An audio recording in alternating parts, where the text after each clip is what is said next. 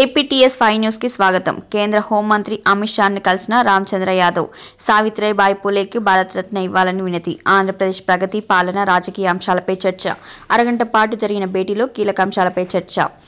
దేశంలో మొట్టమొదటి మహిళా ఉపాధ్యాయురాలు, మహిళల అభ్యున్నతికి కృషి చేసిన సావిత్రిబాయి పూలేకు ప్రతిష్టాత్మకమైన భారతరత్న అవార్డు ఇవ్వాలని బీసీవై పార్టీ అధినేత రామచంద్ర యాదవ్ కోరారు.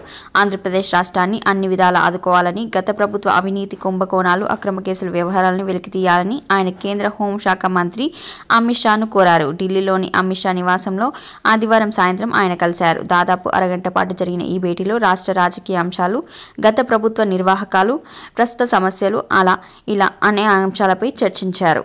కలిసిన వెంటనే ముందుకు ఢిల్లీ ఎన్నికల గెలుపై శుభాకాంక్షలు చెప్పిన ఆర్సీవై సావిత్రిబాయి పూలేకు భారతరత్న అవార్డు ఇవ్వాలని వినతి పత్రం అందించి ఆ అవసరాన్ని, ఆవశ్యకతను వివరించారు. జనవరి 3వ తేదీన జాతీయ మహిళా ఉపాధ్యాయ దినోత్సవం పురస్కరించుకొని బీసీవై పార్టీ ఆధ్వర్యంలో విజయవాడ నిర్వహించిన వేడుకలు, ఆ వేదికపై ఆర్సీవై మాట్లాడిన అంశాలను దృష్టిలో పెట్టుకొని ఈ వినతి పత్రం అందించారు.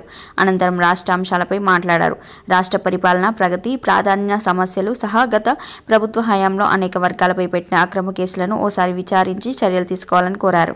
అలాగే రాజధాని నిర్మాణం, పోలవరం ప్రాజెక్టు విషయంలో కేంద్రం విరివిరిగా నిధులు ఇవ్వాలని కోరారు. రాష్ట్రంలో ఇటీవల రాజకీయంగా అత్యంత కీలకంగా అడుగులు వేస్తున్న తరుణంలో బీసీవై అధినేత రామచంద్ర యాదవ్ అమిత్ షాను కలవడం రాజకీయ వర్గాల్లో కొత్త చర్చకు దారితీసింది.